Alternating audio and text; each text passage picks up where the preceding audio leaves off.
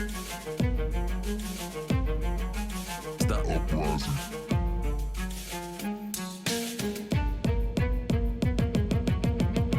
Welcome back. This is the Uprising.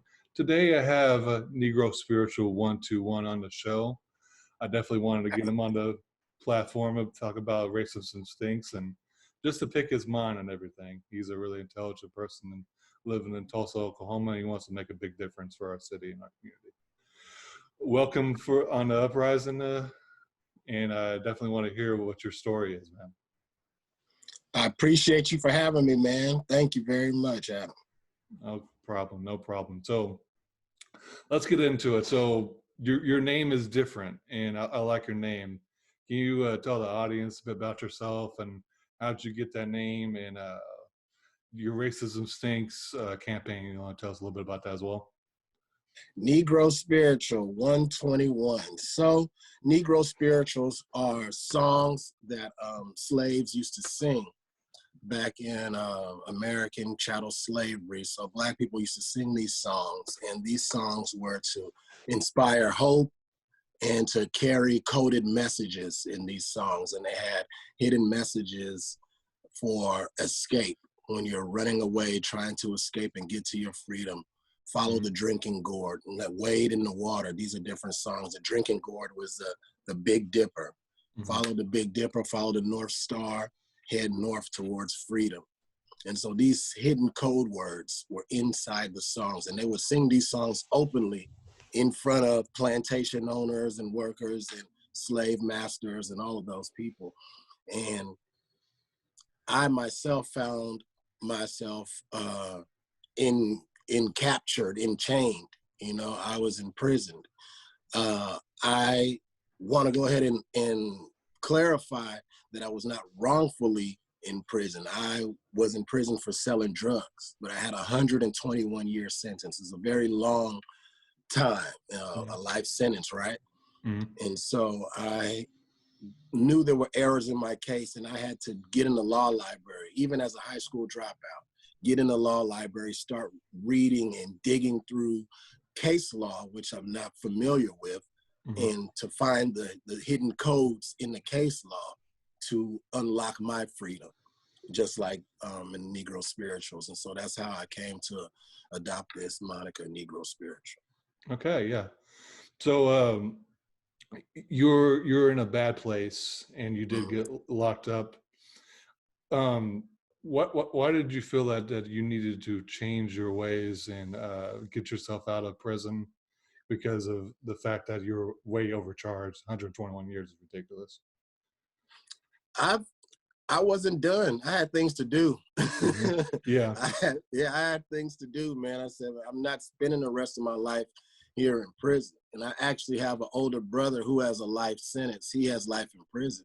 And when I got down to Lawton Correctional Facility, he was there working in the kitchen. So I made sure to get a job working in the kitchen.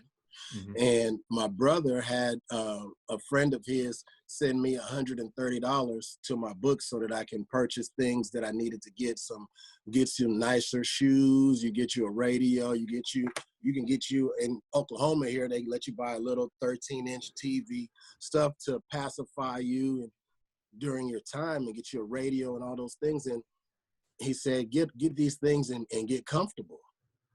And that's when like the music stuff, get comfortable. No, sir, I'm not getting comfortable here. I'm not gonna get a TV. I'm not gonna, thank you for sending me this money. I'm not even gonna buy any comfortable shoes, because every time I jump off the top rack, my feet need to hit that hard concrete floor, and I feel that pain from my ankles to my knees to my hips, my back, reminding me I need to get my butt in the law library and work on my case. And I did that. And I did that until I could prove, there was illegal search and seizure done on my vehicle. Do you want to kind of go into detail what exactly did the cops do wrong in that situation? What the cops did wrong, first of all, they lied on the stand when they came to court, so that was wrong. You shouldn't do that. Two wrongs don't make a right. I was wrong for selling drugs, true in fact. They were wrong in how they conducted their search. They should have waited until they had a search warrant. My car was on private property. Mm-hmm. So when your car is on private property, it is illegal to search that vehicle without getting permission from the property owner, that you can search the vehicle, that you can tow the vehicle, because it's either a nuisance or a trespass. And so they did not get permission to tow the vehicle, so therefore they conducted that illegal search on that private property. Yeah. What books did you kind of read? Like in the King Spencer interview, you said that you're a high school dropout, but doesn't mean anything. You especially still be smart. So what books did you help get your freedom? Kind of books that you read, law books, do you remember? First of all, I read The Purpose Driven Life. I read the Bible, and I read the Georgetown Criminal Law Journal. So I read the Georgetown Criminal Law Journal, helped me to decode a lot of the information. Also reading Oklahoma statute books, looking at various case laws, Supreme Court cases, New York versus Belton, Terry versus Ohio, Arizona versus Gantt. These are Supreme Court case laws that, have Illinois versus Gates. All of these have to do with search and seizure and gathering of information. What are the legal ramifications that can happen if they do it, appropriately, and, and if they do it inappropriately. Yeah. So in your case, and a lot of cases in America, people get overcharged for things they shouldn't get overcharged for. And a lot of times people get taken advantage of because they don't have attorneys, or their attorneys don't care about them to use public defenders. And what are some of the ways we can solve that as a country? People get proper representation through this public defending or other things like that? For me, I thank you for asking that question. That's a very important question. And so, because I had a public defender on the case where I got 121 years, I had a public defender on the appeal. And before this is not my first time getting in trouble. I had a paid attorney on other cases. And from my experience, there's no difference between a paid attorney and a public defender. Really? There's no, both of these guys or women, however, but I say guys, both of these people, they are working for your behalf. Yeah. Now, if you have a paid attorney, you've already paid that person. So what else do they have to, if they already received their money, why they don't have to work that hard? They already received their compensation. So what else is it for them to really exert a lot of energy on? Paid attorneys most of them have to pay for their office. Most of them have to pay for, their car, what they're driving. They have to have their kids in private school. They have bills to pay. And so they have to worry about getting more clients in. Their concern and their focus is getting more clients in, getting more revenue and getting more money so that they can keep their standard of living going. Public defenders are overloaded with cases. Sometimes paid attorneys are as well, because of, keeping up with the Joneses with their lifestyle. So what I've come to understand is that through my experience is that it doesn't matter if you have a paid lawyer or a public defender. What is the most important thing is energizing that individual to want to exert as much energy as they have to work in your behalf. How do you energize them to work on your behalf? You bring them solutions. You show them that you care about your life. If you are one of the 50 cases that this paid attorney has, and you're over here like, okay, I'm just gonna wait until they come and talk to me and see what they got to say. So what do you got to tell me, Mr. So-and-so or Mr. So-and-so? What do you have to tell me? If you have to wait on them, then you're putting yourself at a disadvantage. What people need to do, and I started Baxter and Baxter Legal Life Coaching, and this is my business. This is what I do.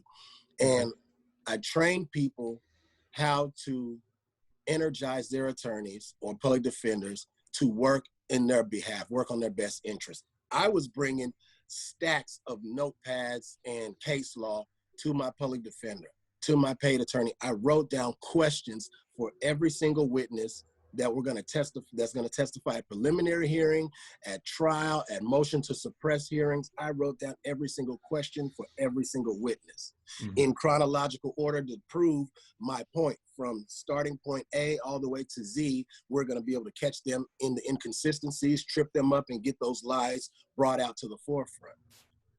And so we have to, nobody cares more about your life, your freedom than you.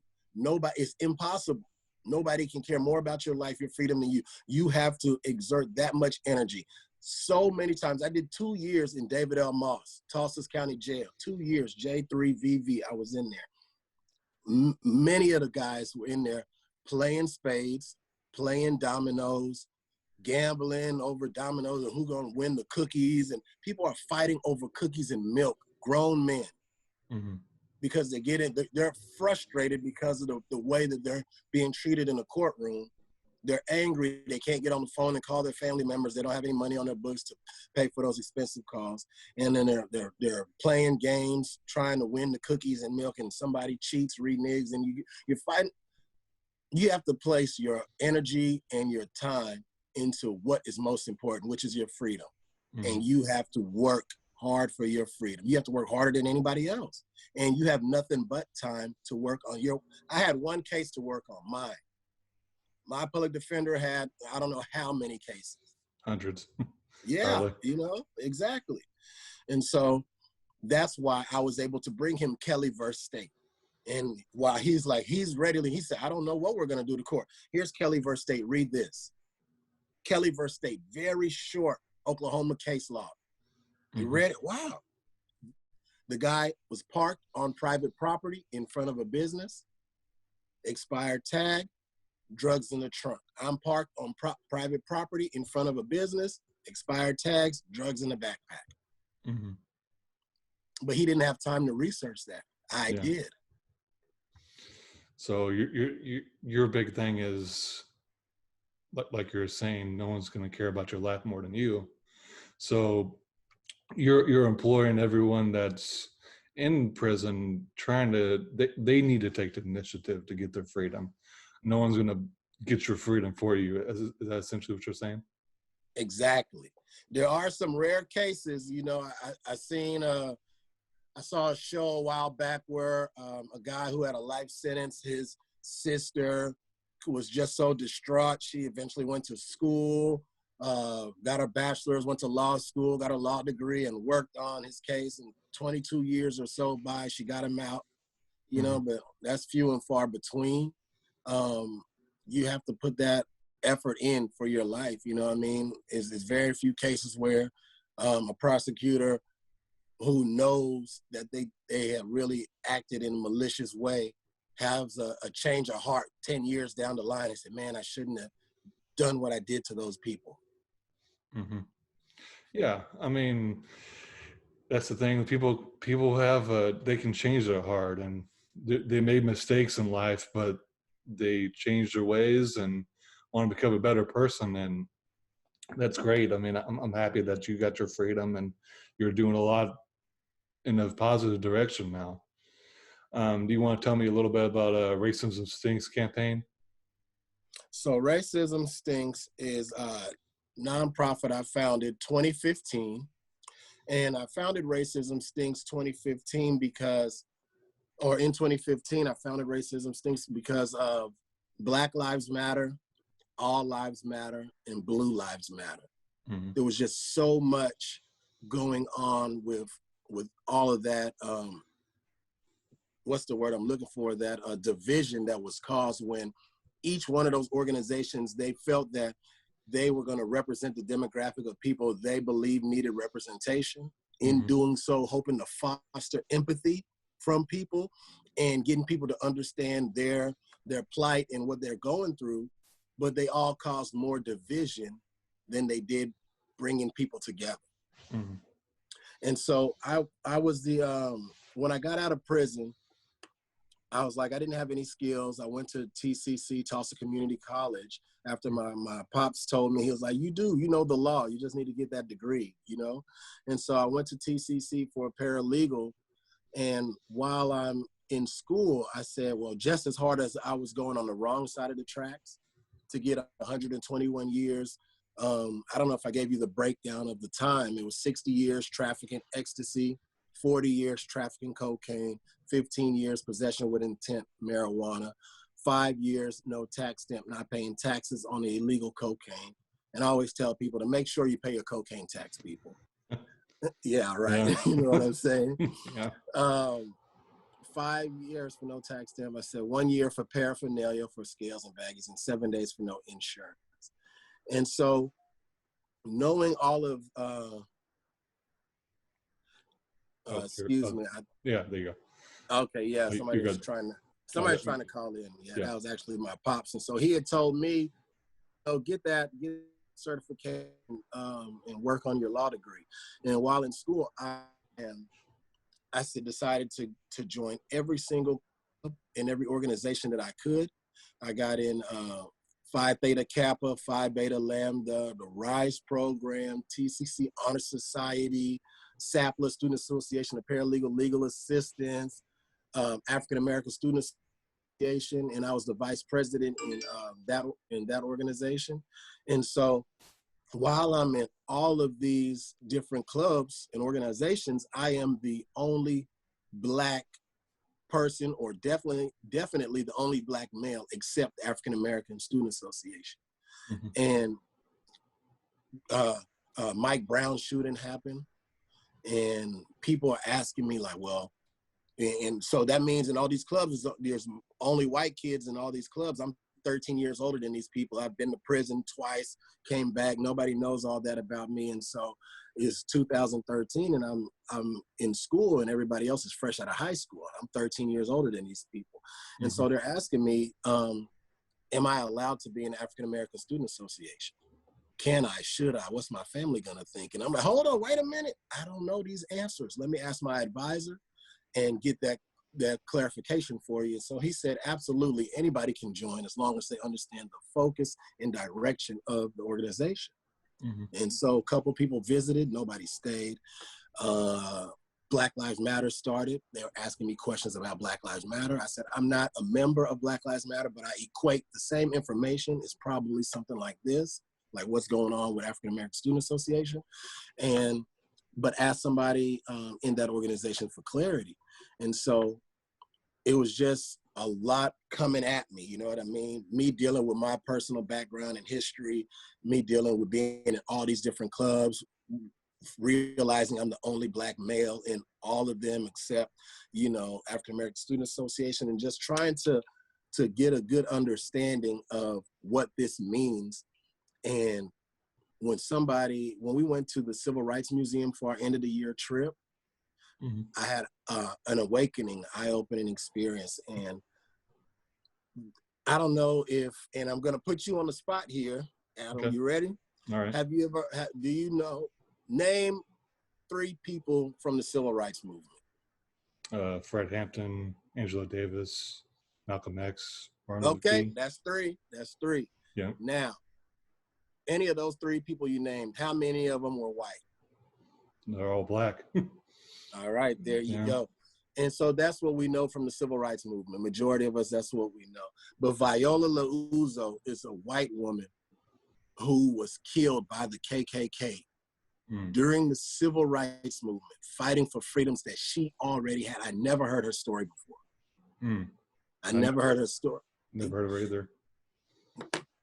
Mind blowing, bro. Yeah. I was like, what is going on? I bought these flashcards, and I don't want to get off camera to go try to find them right now, but I bought these flashcards when I was up there, and I'm flipping through them. I'm like, I did, so much on the wrong side of the tracks. I'm trying to do right. So I'm getting all the information on great Black leaders that I can find. And so I'm not expecting to see white people in this pack of flashcards. Mm-hmm. And when I start flipping through and I'm seeing more and more, I'm like, who are these white people? What are they doing? What happened? How come we don't know these stories? And so during the Civil Rights Movement, white people, white allies played such an intricate role that it's really sad that we don't know what was really done to contribute. And so then we went to the Burkle House, which is about 7 miles down the road from the museum in Memphis, and it is the Underground Railroad Museum.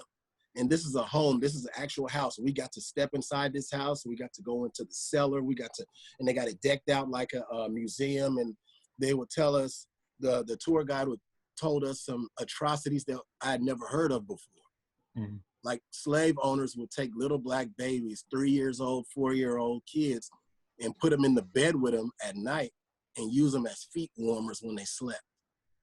Oh, I didn't know that. Yeah, I didn't know that either. Yeah. But they showed us that. They showed us pictures of using little black children as alligator bait in Louisiana to capture gators for leather, for food, for this, that, and other. And so learning a lot of these ugly atrocities. And during this time, this is during slavery time, during the abolitionist movement, Mr. Burkle, this white man, he would hide black people in his cellar until nightfall so they could run north to freedom. Mm-hmm. That guy is an ally. That guy risked his life, his wife's life, his kid's life for freedoms that he already had because he knew it was wrong to enslave another human being. And so getting all of this information, I'm swelled up with all this information. You know what I mean? Mm. And Juneteenth resurgence was coming around for North Tulsa, and people were like, just so much was happening. And I said, well, if I'm a person if I'm a white person and I want to help, I want to do some good, I want to help. My personality, I don't feel like I should have to ask permission. Like, can I be a part of Black Lives Matter? Can I be a part of African American? Am I allowed to? I'm not the type of person that I would want to go ask permission. I'm like, I'm about to do this. I'm going to do it. Let's go. Mm-hmm. And so I wanted something where people will feel wanted, where people will feel accepted, included, and valued. And so racism, when you think of Black Lives Matter, racism is the key element of what they're trying to combat. Mm-hmm. When you think of how All Lives Matter came to combat Black Lives Matter, is really a sad situation, because I don't need to tell you all lives matter. That's like me telling you the sky is blue. Yeah. Everybody knows that.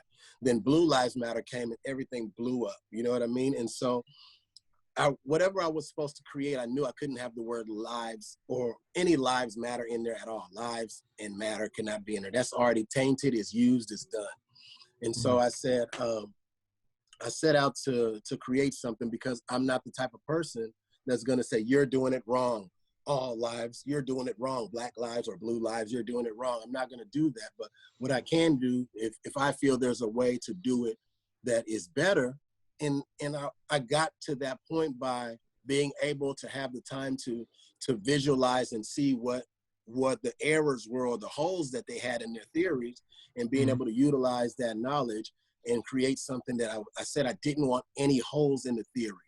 Now, a few holes in the theory of Black Lives Matter, we always hear these holes. People will say, what about Hispanic lives? What about Asian lives? What about this? What about that? What about Black Lives Matter? If you say Black Lives Matter, what about when a Black person kills another Black person? There's no demonstration in the streets to show that that person's life mattered. So there's little bitty holes that people can try to poke into the theory to try to divert from, the police brutality narrative that we're trying to get a good grip on and get some changes. So I said I wanted something where people couldn't poke holes in the theory. And so I didn't want to shy away from that topic, racism. That has to be in the title.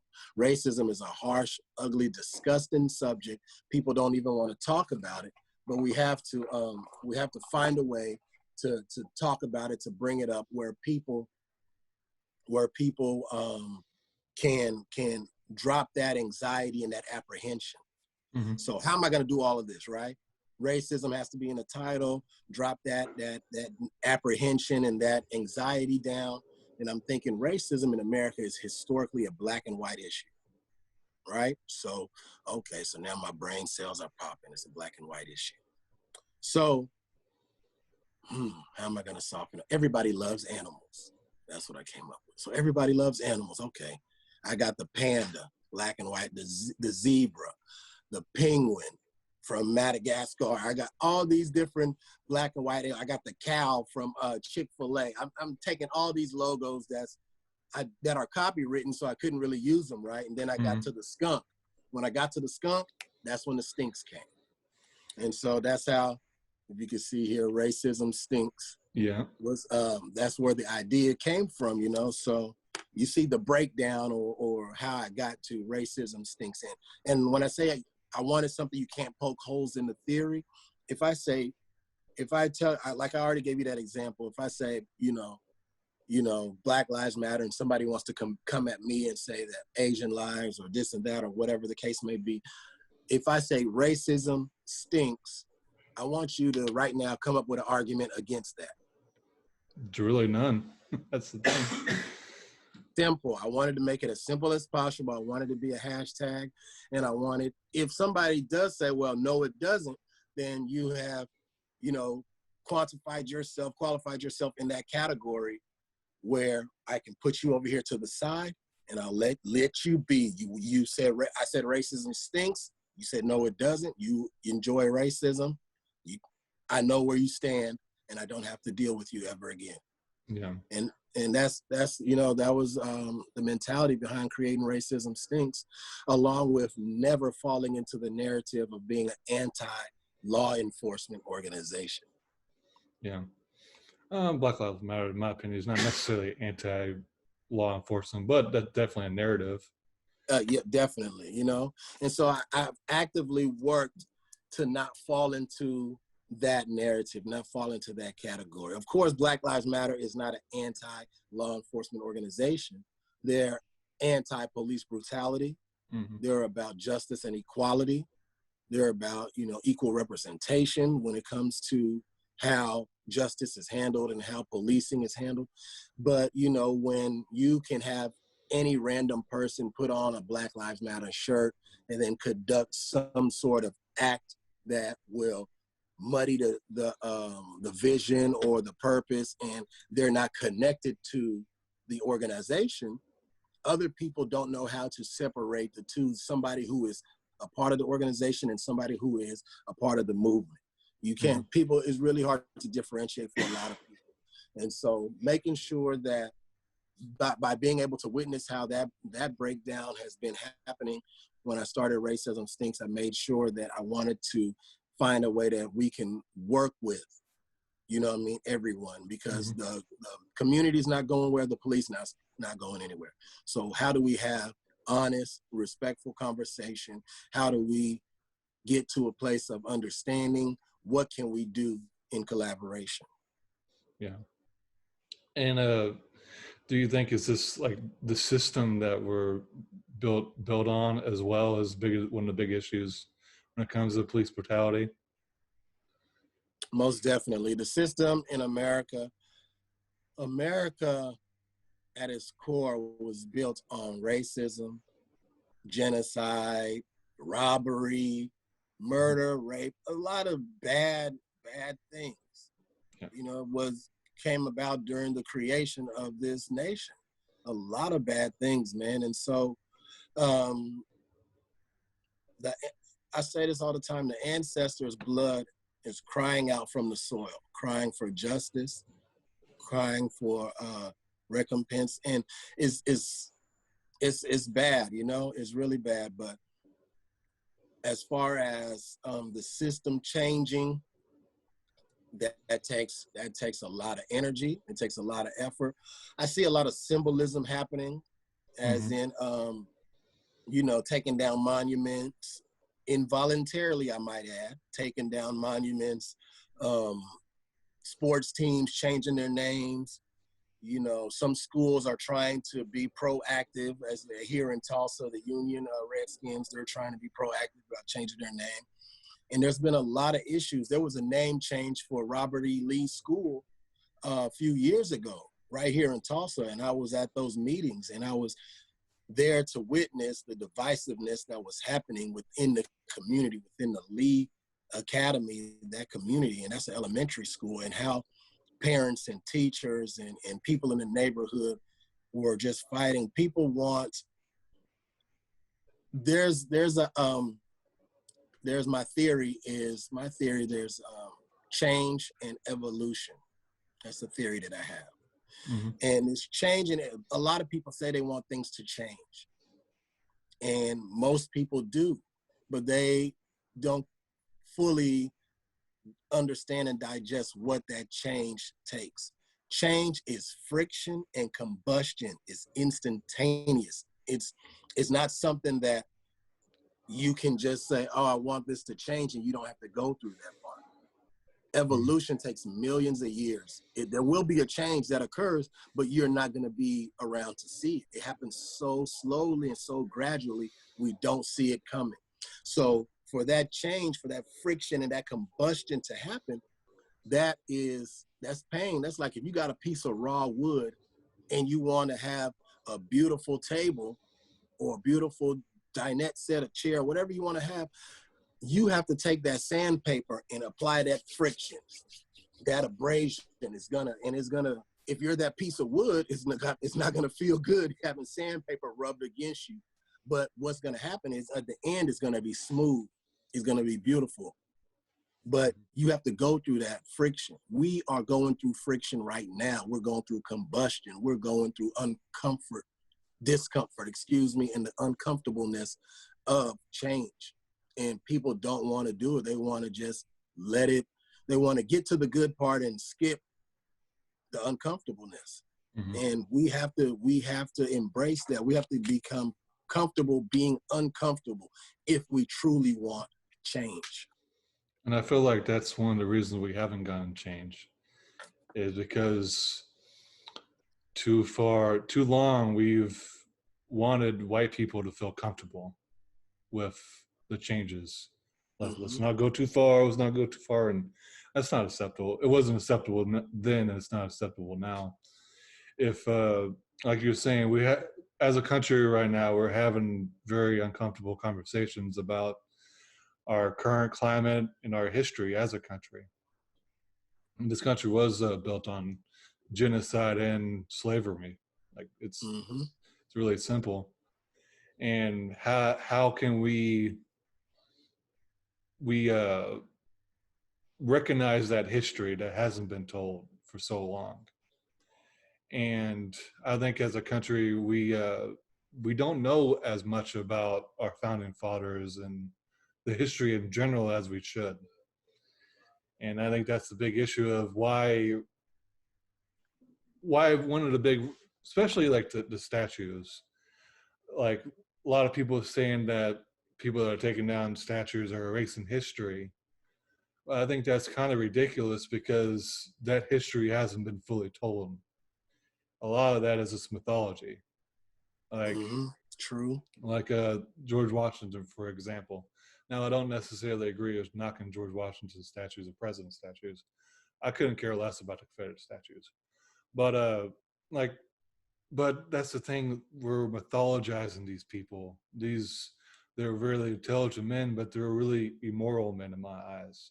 A lot of people don't even know the certain history. Like in grade school, I don't know if this happened for you, but like George Washington's teeth were always thought they were wooden teeth, but no, those are slaves' teeth. Exactly. We didn't know that George Washington used loopholes to keep his slaves. We didn't know Thomas Jefferson, as much as we should, that he raped Sally Mae, or what was her name? The woman he had his wife, I think. Yeah. That he raped and had children with, and he only granted them freedom. He didn't grant his other slaves freedom. And yeah, Thomas Jefferson was a genius, but he was an immoral person. But we don't ever talk about like John Adams. He's our second president. He doesn't have, I mean, he has statues, but not as many as he does. He didn't ever own slaves. Him and his wife are abolitionists. They couldn't stand slavery. He won a criminal court case for the Amistad case.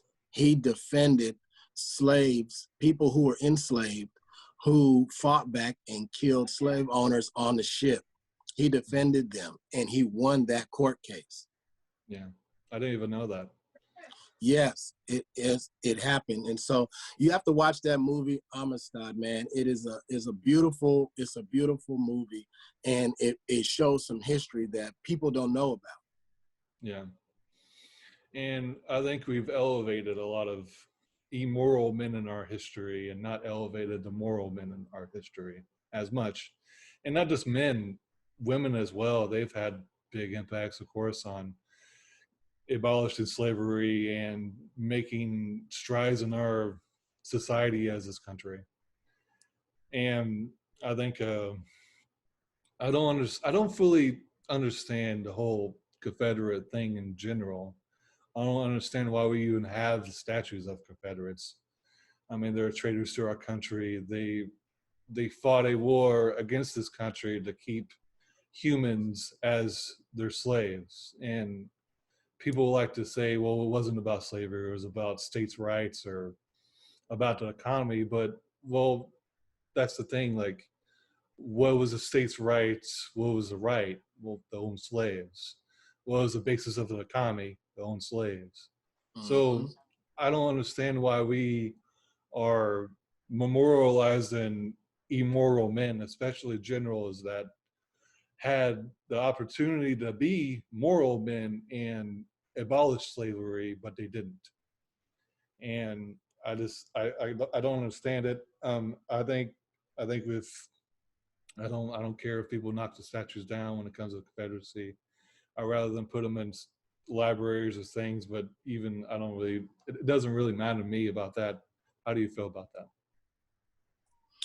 How I feel about these Confederate idols, I feel that I watched a clip of a new movie that's going to be coming out, and the guy said it really well. He was like, "Those guys were losers. They Mm-hmm. lost the war. Yeah. Why are you idolizing losers? That's too simple. You know what I mean? Why are you idolizing losers? Now, when we talk more about what their intent was and what the sentiment behind everything that they stood for, you know, it could get real ugly. It's a disgusting thing. Like you said, these were immoral human beings, Mm-hmm. and for them to have statues all around the country, to be idolized, to be memorialized for being there, that is treason. You are a traitor against America. Why? Mm-hmm. Why would we put a statue up for somebody who was against the America we have today? So that Yeah. means you were a traitor, Mm-hmm. and that's treason. Why would why would there be statues to in highways and schools and everything named after these people? So the timing of when those schools were being named after these people and these highways and all, there was a lot of Black liberation movement happening, and Mm-hmm. those were done purposely to put in place in the mind of people fighting for liberation of Black people. Like, hey, look, we are going to remind you where you are, what's going on, and this is it. We can't do it with the in the courthouse with the laws. We're going to do it with these statues. We're going to do it with these monuments. We're going to let you know that this still stands. Mm-hmm. Yeah. And a lot of them were put up in the 1950s to combat against the Mm-hmm. Civil Rights Act and the Mm-hmm. moving them in, and just for intimidation purposes. Yep. And we had statues in northern states, and like, well, they weren't a part of the Confederacy. Like, why do we have the statues? And the real reason is the keep on that terrible legacy that America has. And uh, like Germany, they don't have statues of the Nazis. They have they Why would have they? yeah, exactly. Like they have memorials of the Jews that were murdered in the Mm-hmm. Holocaust. And you ask any German person, like, can you tell me about the Nazis? They will be able to tell you about the Nazis. Like, that's the thing people worried about. We're erasing history, like I was saying, but it's not like we forget who these people are. I Oh mean, no. during the Revolutionary War, they knocked down King George V statues. Like, we don't forget who he was. Exactly. So it's just a lot of nonsense, honestly. And our president is that's one of his big platforms right now is protect the statues. And Like Mm-hmm. this is ridiculous. Why are we moralizing immoral men? And I think this movement of Black Lives Matter is great because they're shining a light on something that as this country has been trying to put to the side for too long, of our racist past, of our racist and immoral acts that we've done against especially the Black community and Native Americans as well. We definitely as a country don't talk about what we did to the Native Americans, the Yeah. genocide. There were estimated that there were 100 million Native Americans lived here before the colonizers came here and pretty much killed them all, unfortunately. Like Native Mm-hmm. Americans are like maybe 3% of our population right now. Yeah. I don't know the exact number, but it's around there. And that's a ugly past that we need to finally put to rest, that yes, we did these terrible things and we need to make up for those terrible things with like reparations, studying in our schools about these immoral acts that we did as a country, and try to not make up exactly for the wrong deeds, but certain acts to make that certain to point that we can get past those certain things and become more of a together country. Do you? Yeah, I see what you're saying there, because you really can't make up for somebody's life being lost, for Yeah, people being killed, especially for hundreds and millions of people being killed. You can't give back a life, no matter how yeah, much money you give, yeah. but you can show like, hey, we acknowledge the wrong that was done to your people, and Hmm. we as a country want to say that we are deeply sorry, and we need to compensate you in some form or fashion where you guys can get on your feet, get from under the thumb of oppression and the racism that has been perpetuated through the systems of America. Hmm. And so we know that poverty um, is a major issue that leads towards crime, Hmm. and criminal justice is disproportionately applied, when it comes to people who are poor. Yeah. And so, yeah, and so there's a lot of work that needs to be done, man. I'm glad you mentioned Trump administration and what's going on, and that's some of the friction that I've been talking about, we spoke about earlier. Hmm. The friction and the uncomfortableness. A lot of people are uncomfortable with Trump's presidency. A Hmm. lot of people are uncomfortable with it. A lot of people are uncomfortable. A lot of his policies he puts into place, the way he speaks, the things he tweets out, Hmm. and that discomfort is because Black Lives Matter started, like we talked about, started 2013, 2014, Hmm. right? So Black Lives Matter started around that time. Barack Obama was still in office. He was. He was still in office. Trump got in office 2017, January, his inauguration, right?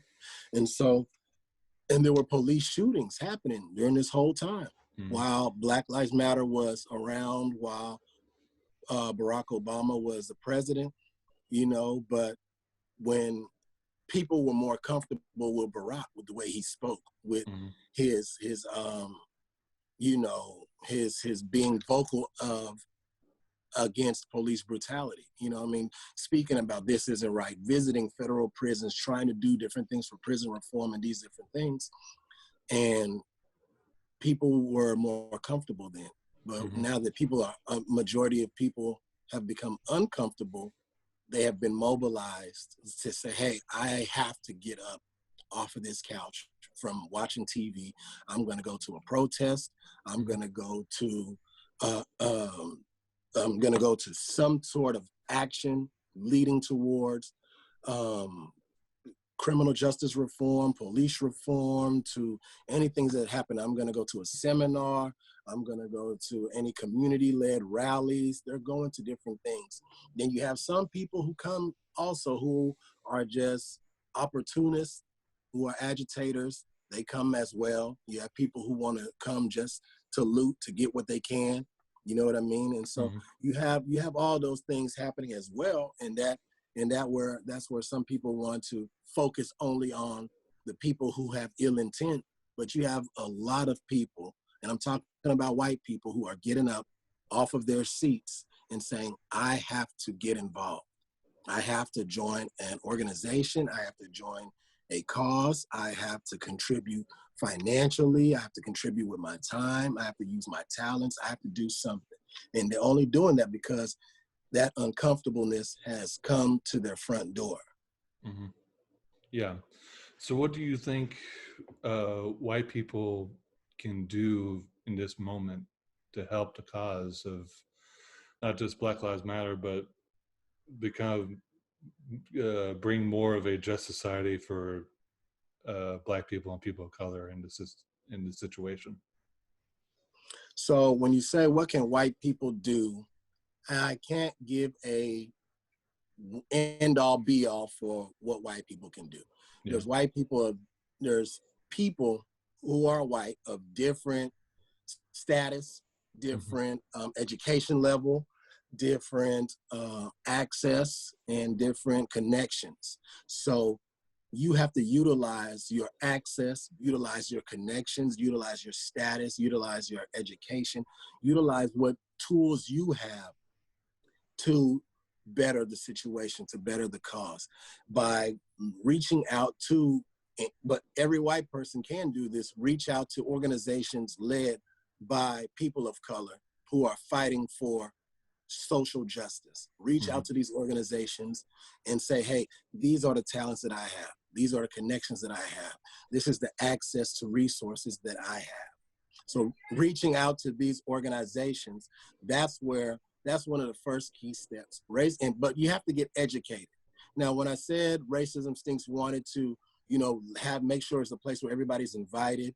Now, once you know about how to operate when social justice movements are happening, there's a how do I word this? There's a instance where when trying to do right can go wrong, right? And so we want to prepare people for what's going to happen. We want to prepare white people to understand that you may have your most favorite uncle that you had ever since you were a little baby, and now that you are aware of the racial injustice that is perpetuating through this country and you're vocal about it, and if that favorite uncle does not see your views and don't see eye to eye, you guys are gonna butt heads.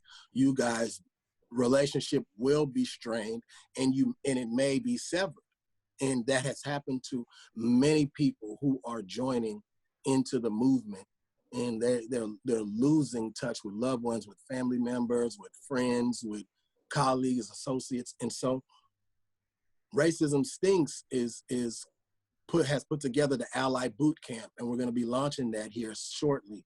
The Ally Boot Camp, to train people on what pressures, what friction to be aware of that is going to happen.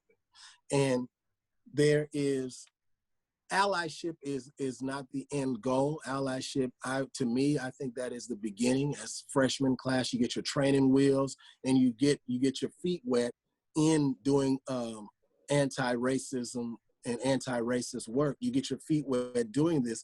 And so you're going to evolve, but it takes experience. You can't teach everything. People have to have experience. People have to unfortunately suffer some loss of friends or loved ones, and go through these stupid Facebook battles that a lot of people are going through, and then get because then you gain experience, knowledge from experience of how people really think, how people perceive you, how you will be perceived by even the people that you're attempting to help. Sometimes that can be an issue. And so I have felt that personally myself when doing events, starting the second annual Race Against Racism. I had Black people come against me for doing the event, the Race Against Racism. And so you're gonna get it from all sides. And I have a video out on the Racism Stinks page where I talk about it. And Racism Stinks, we like to do things in a non-abrasive, in a fun way, so that people can let their guards down. But when you're attempting to get in that role, you're attempting to be the bridge, where you're trying to break these things down and get people to meet in the middle. You're attempting to be the bridge, and you have to understand that being the bridge, a bridge is designed to get stepped on. You will get stepped on from both sides if you want people to cross. It's not going to be a smooth transition. It's not like, oh, you had this awakening, you can articulate this, and everybody's going to have the same awakening. It is not that easy. Yeah. It's not easy, but it's necessary. Definitely. And some people you just can't reach. And that, like you were saying before, and you just got to put them on all right. Got to put them in that corner, unfortunately, because some people are just too far gone and you can't do anything about it, unfortunately. And that's the thing we're kind of right now, we're kind of having to kind of certain areas in this country right now. We're either on this side or on that side. How do you think, now you can't reach certain people, they're just too far gone, but how do you think we can, as a movement, how do you think we can reach people that are gettable and just maybe has some ignorant views? How do you think that you personally and your campaign and Black Lives Matter and white allies and people in general can reach those people? So what Racism Stinks is doing to reach those people, because the people you're talking about, they're just barely on the fence, right? Mm-hmm. They're like, man, I see some issues going on in our society. I see something, but I'm not convinced that this person wasn't a criminal. This person didn't do this. This person didn't really, the police weren't actually wrong in these situations. And the easiest way for somebody to, if you're attempting to reach somebody, I always defer to this because of my background in law and in being both sides of the law, the wrong side of the law, and working as a paralegal in the courtroom. And the law states that we are innocent until proven otherwise. Mm-hmm. So if somebody is innocent until proven otherwise, they deserve their day in court. They deserve their day in court. They don't deserve to be killed in the streets. Resisting arrest does not carry a death sentence. It carries, I think, a maximum of 2 years in jail. Mm. You know what I mean? So resisting arrest does not carry a death sentence. It's, even if somebody is resisting. And so that's in Oklahoma, but nationwide, most of it, you have some of the same standards. You know what I mean? You're not going to get the death penalty for resisting arrest. You're going to get fines. You're going to get time in jail. Yeah. And so if somebody wants to see somebody as potentially a reachable person, that they can bring them to the side of social justice work, anti-racist work, you tell them resisting arrest does, and that's simple, and that's a fact, it does not carry a death sentence. That's lived in our Constitution. Yeah, the actual punishment for resisting arrest is fines and jail time. So this person did not get fines or jail time, they received a death sentence. So that's something for that person to think about. Everybody is innocent until proven otherwise in a court of law, no matter what you say. No matter if you catch them with a quote unquote smoking gun, they're innocent until proven otherwise in a court of law, because they may have walked up, picked up that smoking gun, like, oh, wow, this gun was laying here, the smoking gun, which they shouldn't have done. It wouldn't be wise to do so. Yeah. But people do things that aren't wise all the time. And so that's one way. What Racism Stinks is doing, like I said, about the Ally Boot Camp, but also being that organization that is not deemed an anti-law enforcement organization. I think those people who are on the fence, who are right there on the fence to be reached, I think they appreciate very much that Racism Stinks has built relationships with our local police department, and being able to have these discussions, have conversations, and see like, okay, we want to be able to see from the other side. Well, I want to see your point of view. I've never been a law enforcement officer, but I've taken the ride-alongs. I've been in the car to see how their job is, to understand how dangerous their job is, the actual fears that they have that are valid, and the fears that they have that are invalid. Let me get a good understanding of this, and let's see how we can process and see where is the disconnect. Where's the disconnect? How can, now that I've come and I took that upon myself to stand, to reach that olive branch out and to say, hey, I'm reaching my hand out to you to see where can we connect that. And I'm somebody who you guys looked at as the bad guy. You tried to catch me, you time and time again, eventually did. And I went to jail, I went to prison. You know, I'm a repeat offender, but the key thing is that I'm a human being. I can show you that I can turn my life around. So I don't want to ever say that people are too far gone, because I'm somebody that would have been looked at as too far gone. That's why they sentenced me to 121 years. I was too far gone. But I had the opportunity to live my life, to evaluate myself, my judgments, my wrongdoings, and to make better decisions, and to be a better human being here on this earth for all people. And so being able to do that, I think that people have to make that decision, because I'm somebody who may have been too far gone on the other end of the spectrum.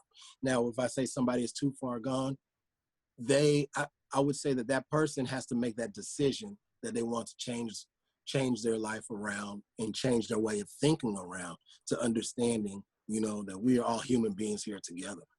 Yeah.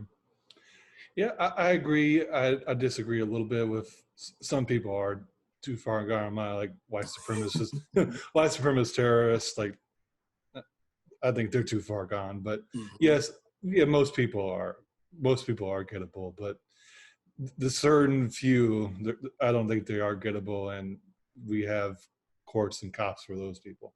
Mm-hmm. So what do you think is the stem and one of the reasons why the police brutality is such an issue in this country, and it's been an issue in this country, and what ways do you personally think be solvable?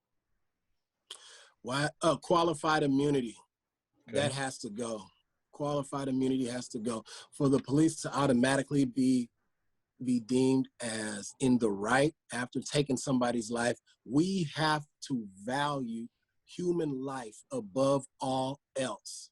In Mm-hmm. this country, we have to value human life above all else. Now, if somebody's life is taken, you have to be automatically in the wrong for taking that person's life, and we have to then find out why. If you are justified in doing so, what would it has to be some there has to be some severe reasons to justify that you taking somebody's life, instead of, okay, that person you killed is like Breonna Taylor. Her killers are still free to this day, Mm-hmm. you know, and there's so many other people that we don't know their names that this has happened to. And so the police doing a no-knock warrant, things like that have to change. No, they didn't announce themselves. They bust in the house and they you with street clothes on, and they're just doing a search warrant, but nobody knows you're a police officer. Nobody knows Mm-hmm. to respect that authority because you didn't announce that authority. So you bust in the house at 1 o'clock in the morning. You are anybody who does that, anybody in their right mind is going to think that's an intruder. Mm-hmm. And you really are an intruder. And if somebody defends their life and their property, they can't be in the wrong for that. Yeah, that's what her boyfriend did, and unfortunately, she was murdered, and Mm-hmm. he luckily he wasn't murdered, but he was charged with shooting that Charged, officer. Yeah, arrested, yeah, and it wasn't until public outrage that all this turned around. yeah. You know, And I mean that law is unconstitutional anyway. You can't be the government. Police are part of the government. I think we forget that true. sometimes. They can't just bust in people's house. You have to have a reason to bust in their house. And in that situation, they had the wrong house. It was Exactly. just a name coincidence. And a great woman lost her life, and a great man lost his love of his life, and his life is ruined to a certain degree as well. Oh yeah. So nonsense laws like that cannot happen in this country, and we immediately need to take away from that. Um, what other things you think qualified immunity? Do you think like body cams and certain things like that? Do you think that would Definitely, help? definitely body cams. Another thing is the Citizens Review Board of Police Conduct. Hmm. That needs to be national. Yeah. Citizens Review Board of Police Conduct has to be a national thing to review. That we're talking about police brutality, and the the judges are not holding, you know, the police liable for this stuff. The courts, and so I view it in a parental aspect. The police who seemingly run around do whatever they want and get away with it are like children without discipline. The Hmm. court is the parent. The court has to discipline the child. The parent has to discipline the child for the child to act, responsibly, accordingly, respectfully. But if you steal your mom's car Friday night, you're a teenager, you steal your mom's car Friday night, you don't come back till Tuesday morning, and when Tuesday morning comes, you give her the car back. You got a dent in it. She doesn't say anything to you. She just takes the keys. She's been riding the bus to and from work the entire time the car's been stolen. Friday night comes again. Are you gonna steal the car again? Or are you gonna be like, oh, remorseful because you did wrong? You didn't suffer any consequences. Hmm. So you're probably gonna steal the car again. And if you're getting away with committing these acts of violence, and there's no consequences, you get leave with pay, and you're hanging around, you're waiting on court if that happens, and there's Yeah. no consequences. So they have to suffer some consequences, and we have to value human life above all else. Yeah, and I think I'm not a police officer, but I think cops are too quick to grab their gun, and I think sometimes they forget they have pepper spray and a taser and other things that they can use. They usually put their hand on a gun before they should be putting their hand on their taser or things like that. I think uh, I think a lot of it is a culture. I think not all police departments are out of control, but a lot of them are, and I think definitely citizens review boards would definitely work. I think it needs to, if a cop turns his Body camera, cam. yeah, thank you, body cam off, he needs to not be a cop anymore.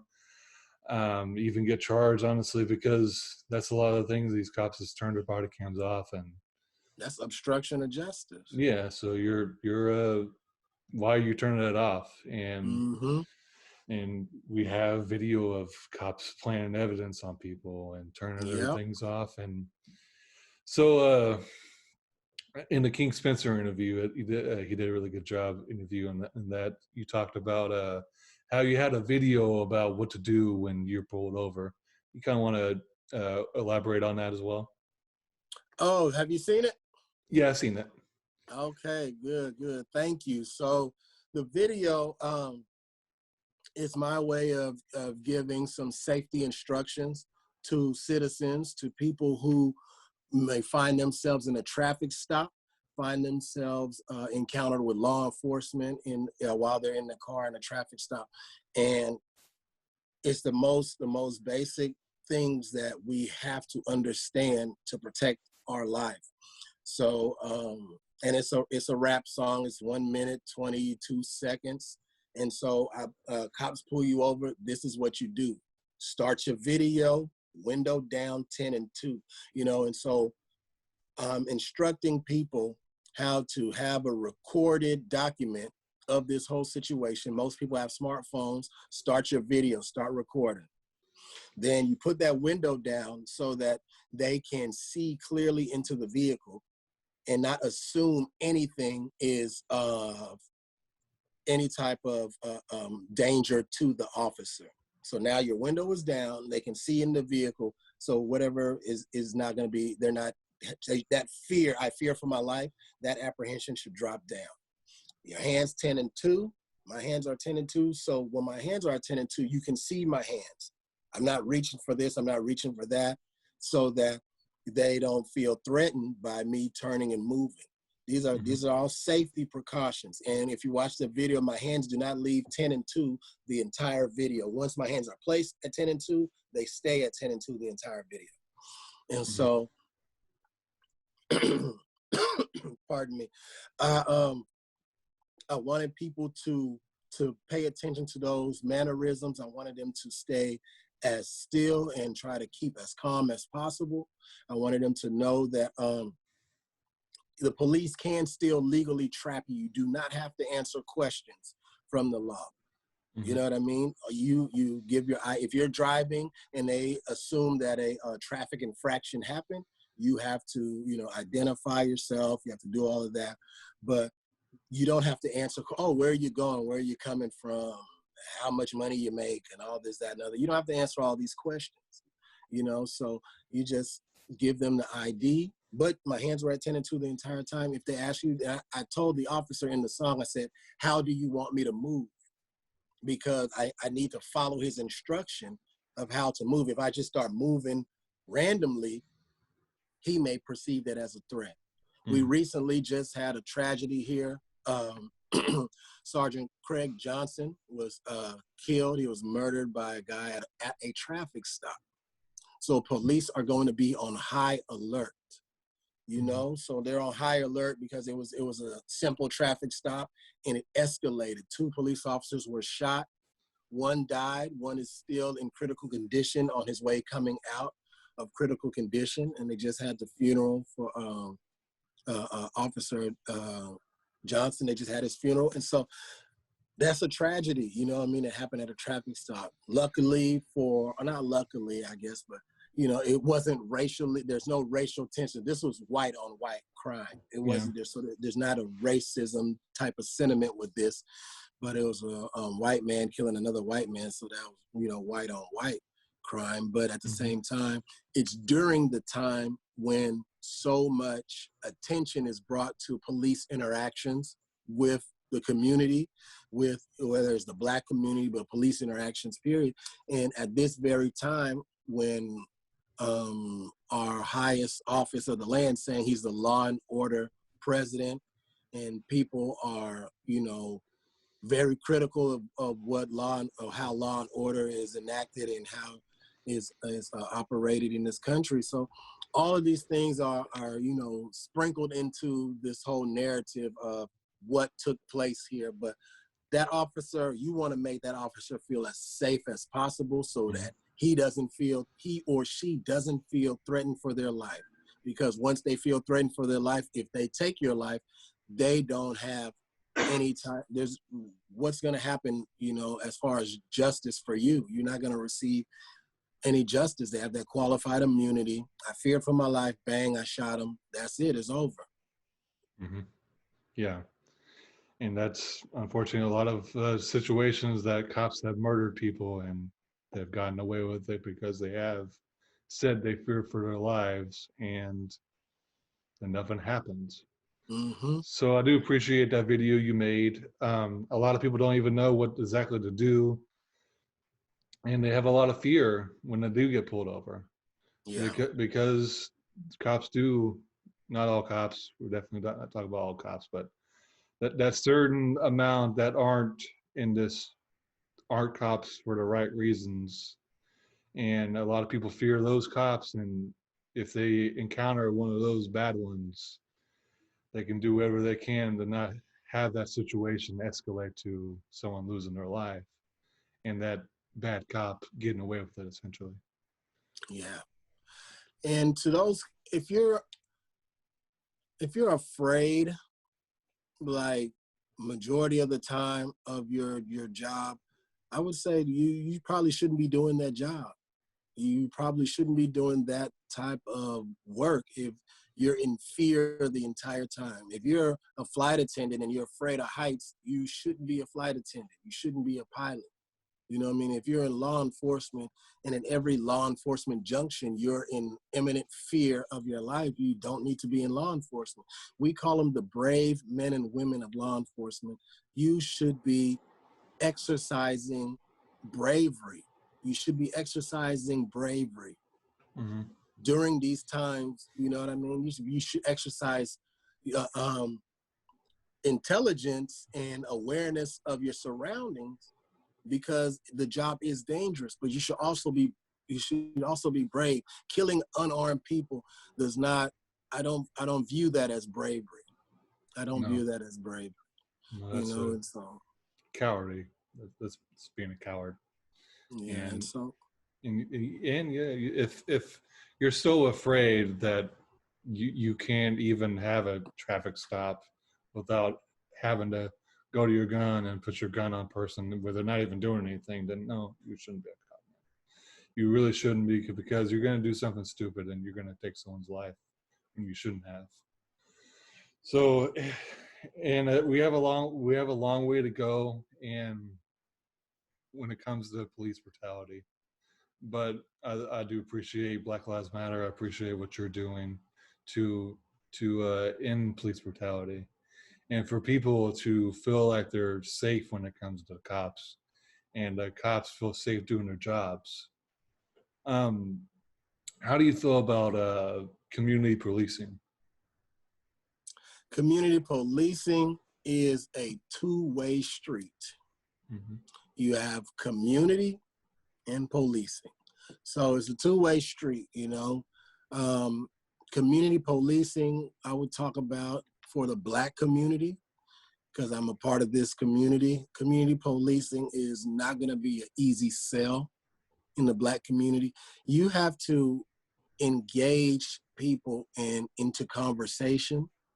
You have to engage people into relationships. That's what community policing, from my understanding, is about, is building relationships. The police officers build relationships within the community they serve. They get to know people. They get to know the store owners. They get to know the people who shop at different stores. They get to know the people who go to different schools. They get to know these people. And community policing, if you know somebody, you're not gonna shoot that person, more than likely. You know what I mean? It, for something that they may be going through a depression. They may be going through some sort of situation, and then the lights are cut off. All these bad things are going on, and so this guy decides to go rob this store. Let's say that happens. Somebody decides to go rob a store, and he doesn't have a gun. He's got his hand in his pocket with a fake gun. He Mm-hmm. doesn't have a real gun, but nobody knows that. But he knows that he's broke. He can't afford this. He can't afford that. And he allows the pressures to push him to doing something outside of his character, outside of what that officer who has been doing community policing knows him, and knows that that's not how he acts. And Mm-hmm. so when he arrives on the scene, he's not going to shoot John Brown, because he like, man, John, I know you, man. What are you doing here? Put the gun down. And he talks to John Brown and realizes John Brown doesn't even have a real gun. Mm-hmm. And so that relationship from community can evolve the police, and can actually help the policing, that relationship. And so and things like those have happened before. And so with that being a situation, I really believe that community policing is an important thing. Of course, that's kind of an extreme situation when you talk about a robbery, because that's a volatile situation, Yeah. but having an officer who knows people in the neighborhood, who can de-escalate situations, who can speak to that person to person level, like, man, I know you made a bad mistake, but I have to do my job now. I got to take you in, and when I testify, I can speak to, what really happened and who you are. And maybe we can get you some rehabilitation, get you some help. Mm-hmm. And so I think things like that would definitely better the situations, when it comes to police interactions when community policing is implemented. Do you think cops should have to live in the areas they're patrolling in? Should they have to? I would like if they did. At the same time, I know they're so afraid for their safety. They always act like, but I don't see a lot of people hunting down cops. So, I don't really think that that's a big danger, but I would think it would be good for them to live in the areas where they're patrolling. I just seen recently, somebody did a study and did a lecture on police actually living in other suburban cities other than the city where they live in. And he broke it down to how they are taking wealth out of the city that they are there to protect and serve, and buying a home. Let's say in Tulsa, an officer buys a home in Owasso. They pay their property taxes in Owasso. They go to the grocery stores in Owasso, and all their money that they're being paid comes from Tulsa. All Mm. their money comes from Tulsa taxes, but everything that they do, their pension and everything is spent in Owasso. When they retire in Owasso, and they spend all their money and they give back to Owasso schools and all this, so they're making that more wealthy while depleting resources from the community where they're working. Yeah. Yeah, I watched the same thing. It was a guy talking to the city council, talking about Mm-hmm. how like 96% or something like along those lines don't even live in Syracuse or whatever city Uh-huh. they're in, and that's the thing. Like you were saying earlier, and I completely agree. Poverty leads to crime, and if people are being paid, government employees, which the cops are, they're being paid and they're living in, for our area like Owasso, they're giving the money to Owasso. They're not giving the money to Tulsa. Yeah. I mean, I live in Broken Arrow, and cops, Tulsa cops live in Broken Arrow instead of live in Tulsa. Mm-hmm. And they're giving money to Broken Arrow. They're not giving money to Tulsa, and then that money's not going to a place that could go. And I think when that money doesn't go there, you don't have better schools. You don't have, because in my eyes, lack of opportunity, lack of education leads to poverty, leads to Yeah. crime. Yeah. And I think this city, and I think a whole lot of other cities, definitely don't value education like they should. And we put a lot of money into policing, and we put barely any money into uh, education, and our teachers aren't paid very well. Our books are outdated, and we're over capacity when it comes to a lot of these schools. I went to East Central. Did you go to TP? Are you from Tulsa? Born and raised. Yep. Where the playgrounds where I spent most of my day. So What I school went did you to go to? Yeah. I went to Nimitz. I went to McClure Elementary, Nimitz Middle School, Memorial High School. Hmm. Um, got in trouble. Memorial. Went to Edison High School. Then dropped out of Edison, and I went to Thunderbird Youth Academy, a military school in Pryor, Oklahoma, and I received my GED there. Okay. So yeah, yeah, East Central. It definitely, teachers weren't paid well enough, and books were 10, 20 years old. And when that's what I was going, and that was like 12 years ago. I don't know exactly what is going on now in those Mm-hmm. schools, but we have some of the lowest um, education scores when it comes to everything, and we Yeah. have one of the lowest when it comes to um, income when it comes to the state, and we have one of the highest when it comes to incarceration. So if we want to solve those issues, we definitely need to put more money into education, valuing our students, valuing our teachers, because a lot of the good teachers don't want to come here because we don't value them well enough. We don't pay them well enough. We don't give benefits to them enough. So, I agree with that. I agree with that. Teacher pay, teacher benefits and the value of education, but a big thing for me is a lot of personal responsibility, which I learned this, through my stretch of incarceration, and taking on that personal responsibility to get myself to the freedom that I was trying to get to. And so if we wait on them to do right by us with education, we might wait forever. Mm-hmm. You know what I mean? If we might be waiting forever. What can we do? What can we do as individuals? Most of us maybe not wealthy people. What can we do collaboratively? What can we do? Can we put together to do something? And so I came up with education incentive for kids. And I learned this through my travels, right? I high school dropout, GED, military school, went to prison twice, came back, went to college, community college, graduated with honors, my associate's degree honors in paralegal studies. And so for me to do that, when I got in the TCC Honors Society, they gave me a tuition waiver. So I was getting that federal Pell Grant money. And when I had that tuition waiver, that covered everything because of my good grades. And so when that happened, that federal Pell Grant money, I got to keep every last penny of that money. And so I was like, wow, I'm shocked, I'm amazed. You get money for good grades. I get to keep this $4,000. I don't have to spend it on these classes and books and all this other stuff. I said, okay, if I would have known this when I was in high school, I wouldn't have dropped out. I would have did homework.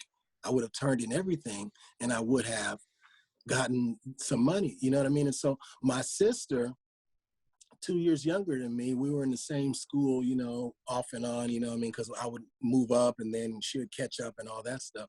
And so this school to prison pipeline, when we talk about education and lack of education and poverty and how it leads to prison, the school to prison pipeline, it's a real thing.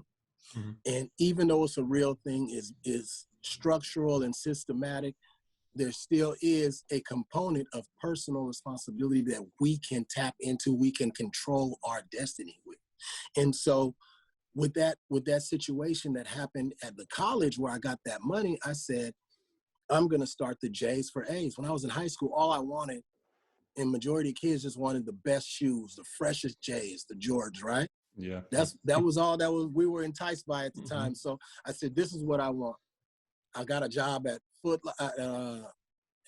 Taco Bell. I get the job at Taco Bell. I start getting my money, and I bought myself some Jordans. My sister and my little brother, I bought us all Jordans. I never could afford Jordans. I had to get Air Forces. Yeah, so you know the plight, Yeah, I mean? Yeah. And so I had to get the Forces. I couldn't never get the J's. The extra $50-$70 is just too much for me. It's a lot, right? Yeah. And so now look at, and that was back when Jordans, they were $150, right? And the Forces were like, what? You good? You have a power outage. No, just one of the lights I had it just went out, but it's okay. Go ahead. Okay, so the Forces 90, the Jordans 150, and so I'm like, okay, I want to do something for kids. I don't want them to drop out of school. I want them to make good grades. I want them to strive. I want them to show that academic excellence will get them some money. So I said, let me go to Foot Locker, see how much these shoes cost. LeBron James is the guy now. Mm-hmm. So I went to Foot Locker. The elite LeBron James are $240. Wow. Yeah, so I'm like, God dang, $240. Then they get the T-shirt. So you want them to get the whole outfit if they make straight A's. So I said, okay, I'm gonna get a $300 Foot Locker gift card, and I started the J's for A's program. So if these kids make straight A's, and then because the organization is Racism Stinks, we have to, narrow it down. You do an art project, we'll vote on the art project, and somebody will win the $300 Foot Locker gift card. And that will incentivize people to do, because just as smart as I am now, I was just as bright and witty as I was then, but I didn't apply myself in school. Mm-hmm. School to prison pipeline is a real thing, and it affects a lot of people, but me and my sister went to the same schools. Mm-hmm. You know, she's a college graduate. She went to the military. She's a veteran. She's done all these different things. She never been to prison. Neither was my little brother. And so those things, you know what I mean? You have to look at those things as well. And the decisions that I chose to make, now, if I can help kids who may make bad decisions like I did, defer or deter from making those decisions and making some positive decisions by incentivizing them to get them the things that they want that's in real time for their life right now, then let's do that. And so I created that initiative so that we can do 10 for each school on the north side. For each school, we'll do 10 J's for A's, and we'll do 10 for the most improved. You'll get 150. You won't get a 300 for the most improved, but you'll get 150. If you get up to straight A's, you can get that 300. Me, myself, I wouldn't think I would have qualified for the J's for A's if I was, you know, in high school at that time, but Yeah. I know I can, you know, improve my grades. So we can do things to help kids work to their best potential. And to do that, we get 60 people to donate $5 each. That's $300 right there. 60 people donating $500 a semester, and we have 10 categories for winning students, winning participants. You know, Mm-hmm. that's something that we can do right now. We don't have to wait for policy to be changed. We don't have to wait for the government to finally do right by us. And that's why I wear this shirt, my slogan. We got to take care of us. I don't know if you can see it. I almost fell down here. We got to take care of us. Yeah, and so, I can see it. you know, that's part of my presidential campaign for running for office. Yeah, I was about to bring that up actually. So, so you are running for president of North Tulsa. Uh-huh. You want to tell me about about that, and like what if you get elected, what kind of certain things you would want to put into office, and like initiatives and certain things like that? Let me talk about it, and thank you again. So the president of North Tulsa is a non-governmental office. Yeah. This is not a government office. This is community. The community will govern itself. The community can vote on who they want to represent them, who they feel loves and supports and serves the community, and who has the community's best interest at heart.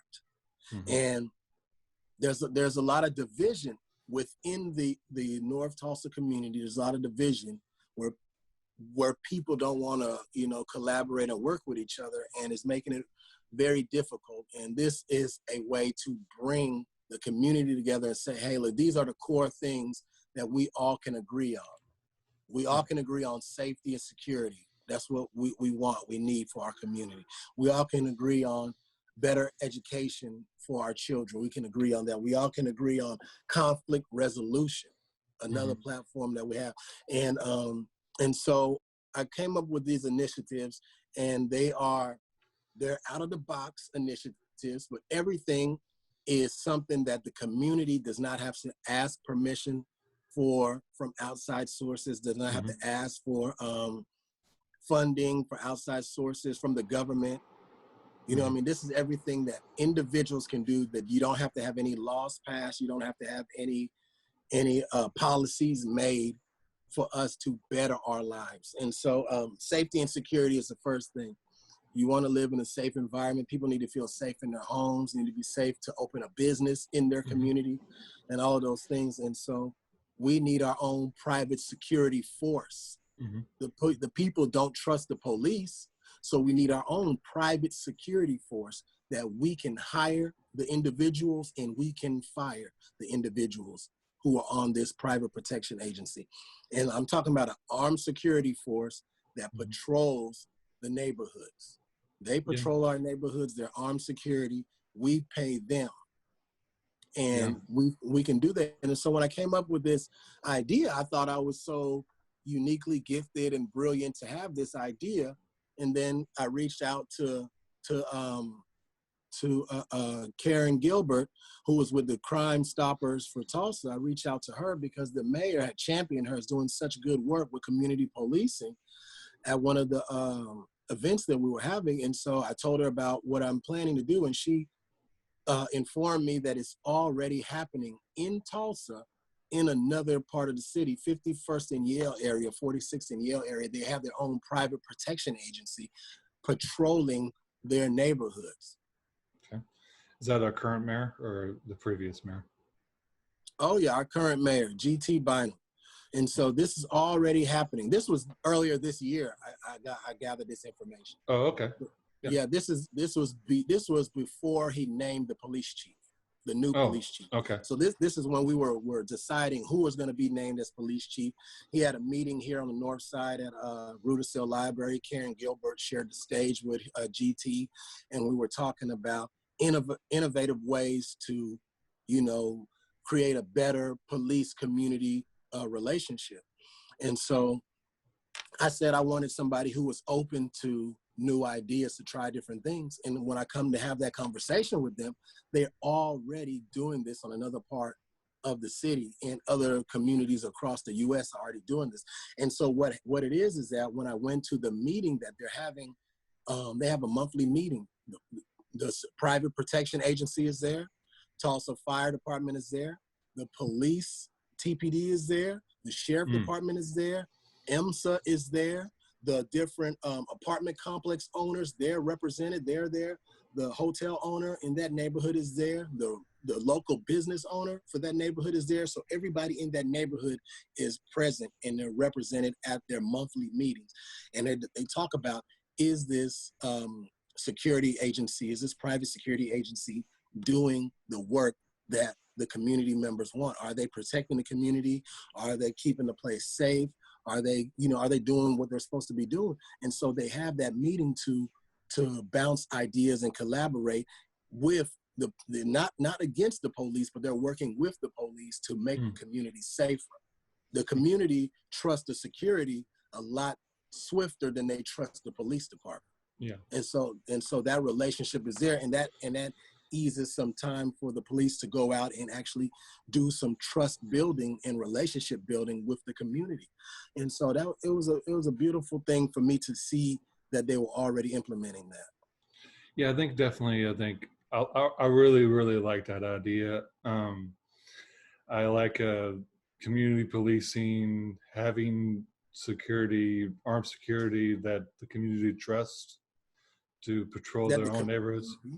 I mean, that's kind of one of the basis of the Second Amendment, armed militia. Well, there you go. So the only thing I really worry about that a little bit is how the funding, for one. There you go. And two, the legal side of it. So now, let me break that down for you. I got both of those for you. So let's go with your first question, the funding. Let me give you an example for the second right quick, then you can go. Let's say the security has an altercation with someone and it turns to a violent situation.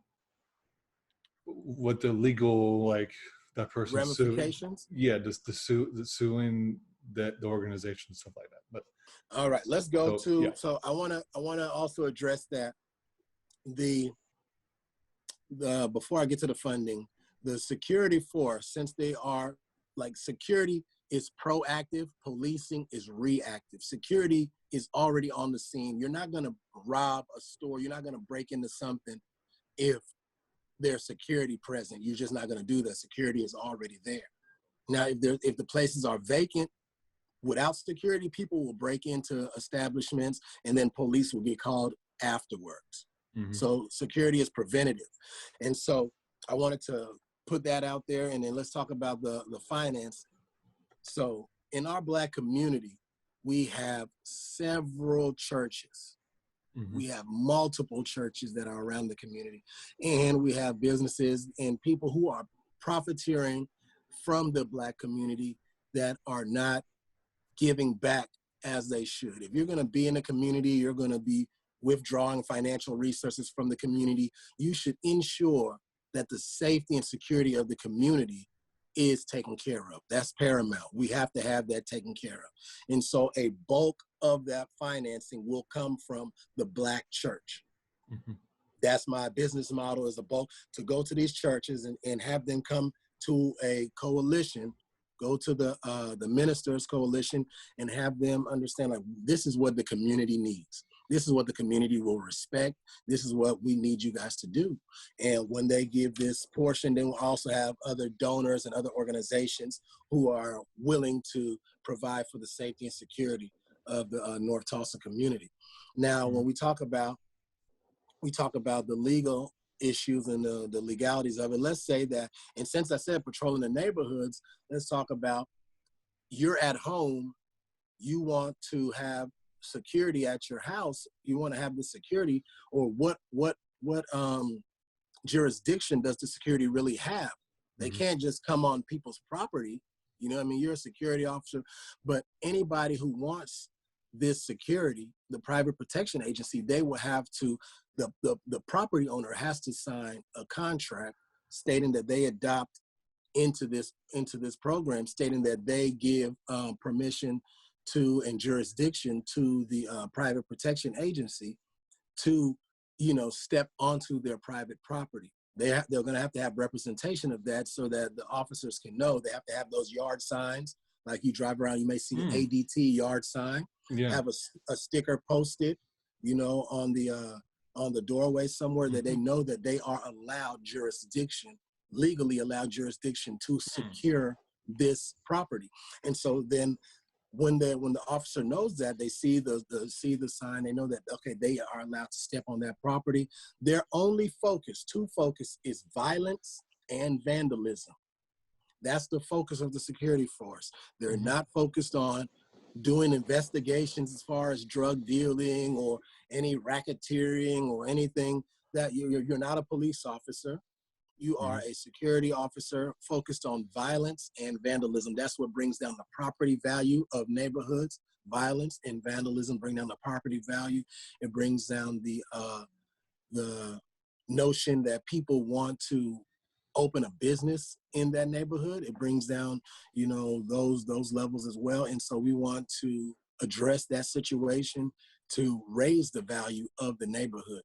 And so that's the focus of them. Now, also, I have never been a security guard, but I reached out to these security forces, and I got a man who owns his own security, North Star Security, and he's been doing it 20-something years. He's an ex-Tulsa police officer, 15-year veteran, ex-military police, and he gave me a lot of great advice and insight, and partnered with me on bringing this thing to life and going to all these different meetings with TPD, with the sheriff, with all these different entities to let them know what we're bringing to our community. We don't have to ask permission for this. All you do is create your business and you start protecting, because you're allowed to legally drive around with your firearm.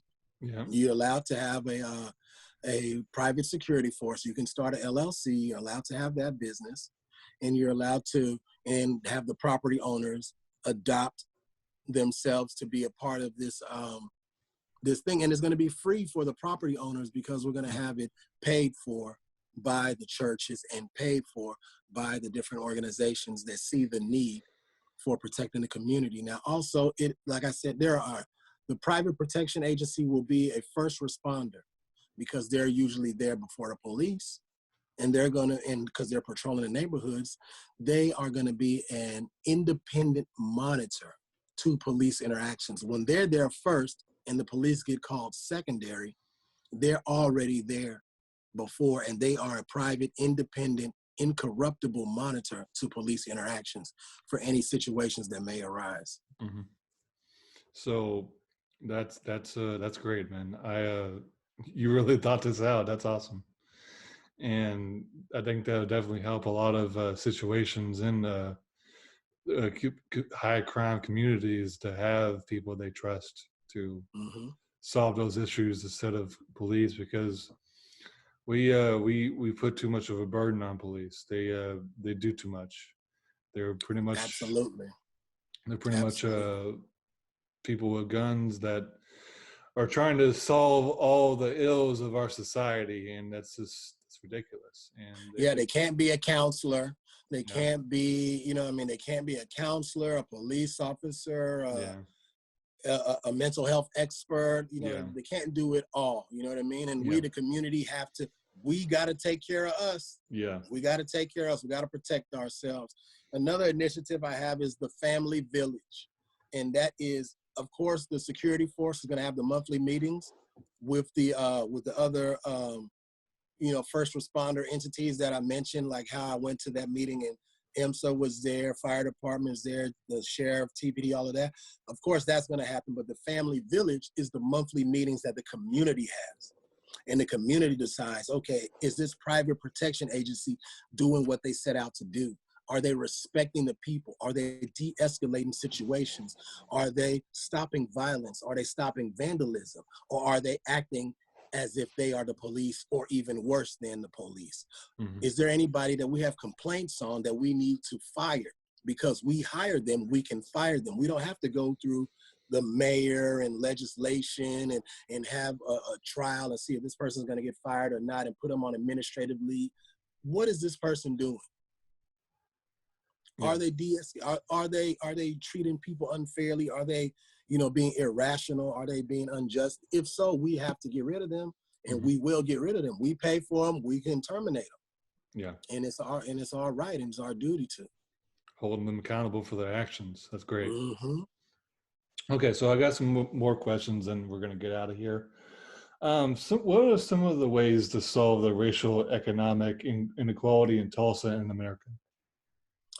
Buy Black. Spend money at minority-owned businesses. Black businesses especially have had, not the best influx of cash flow coming through. Buy Black. Buy Black, buy Black. That's one way to start supporting these businesses. For us who don't have the millions of dollars to lend to people to start, new initiatives or things like that, but spending money with those businesses, making a conscious decision. So every Friday I post on my social media, Black Business Friday. So if people can do that at least once a week, spend money at a Black business and take a picture either with the business owner, take a picture of the product you have, use the hashtag Black Business Friday and spread that out. Just that redistribution of wealth, starting with just that one day, will start to make a dent into this socioeconomic disparity that we're talking about. You know what I mean? So we have to consciously make those decisions. Like, okay, well, I have to get some soap. I got to get some soap somewhere, and I want some natural products. Go to a Black-owned soap dispenser who makes natural products. I want to get me a burger. Okay, well, I'm going to try this place I've never tried before. It's a Black-owned restaurant. They make burgers. Okay, I'm going to do that. At least do something of that nature at least once a week, and that's a start. That's what people can do who are on the small level. Earlier we talked about access. We talked about different levels of where people are as far as their education level, their status, and if you're at different status level, you can do different things. You may be able to hire people for jobs. Yeah. Who, you know what I mean, who normally wouldn't have that opportunity. You may be able to do different things, so it all depends what your status level is and what you can do to help the economic inequalities that we see. Yeah. Okay, so do you think it's possible for America to become more of a just society when it comes to racial equality? You think that's achievable? I think everything is possible. Everything is possible. It is achievable. It is not going to be easy. Not at all. It's not going to be pretty. It's not going to be fun, because there is a very strong opposition to that. A very strong opposition to that. They are they're armed. They're upset. There's some of the people that you say are too far gone, and they will fight tooth and bloody nail until they have to be defeated, if it comes to that. Yeah. But I think we can get to a place, and if it has to come to that because of the opposition of getting to that equal utopian place that you just spoke about, Mm-hmm. does not want to see that, and they want to uphold and actually see a greater level of white supremacy, Mm-hmm. then it's going to be bad, because there'll have to be a battle to combat that. You know what I mean? Yeah. And so, but I think, I believe everything is possible. I believe there is a chance. I don't know if you and I will live to see that. I don't know if we'll live to see that. We may live to see the battle. I don't know. Yeah. Yeah. Mm-hmm. um, that's the thing. I've been talking to people that listen to me, that white supremacist terrorism it's a problem, and I think unfortunately it's going to rise because our culture is changing, and they feel like people are stealing their culture away from them, essentially, Mm-hmm. or stealing their country away from them, which is ironic. We really think about this country's history. Exactly. And we need to have that uncomfortable conversation that uh, white supremacist terrorism is an issue in this country, and we need to call it what that is. If True you story. if you want to commit a violent act against civilians for an ideology, that is terrorism. It is. It is. The terrorists that murdered those people that went to church in South Carolina, that was terrorism. I'm not going to say his name, Yeah. but The in the I say that the level of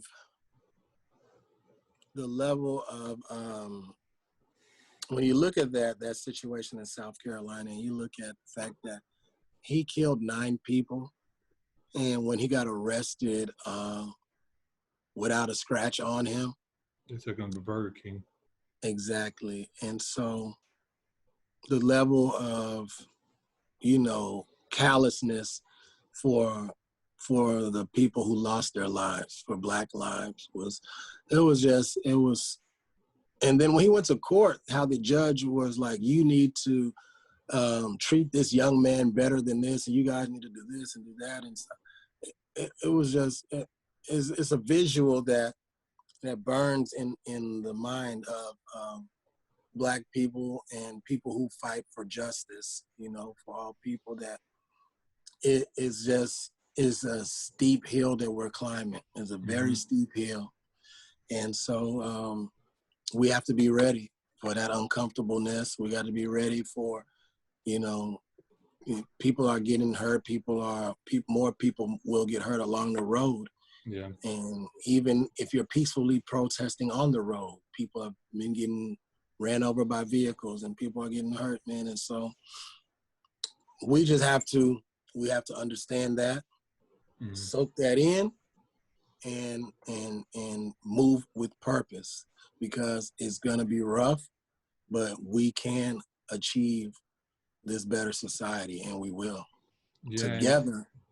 And as a media company, myself, my buddy, we're calling that out. We're the media, the mainstream media doesn't call out white supremacist terrorism like they do.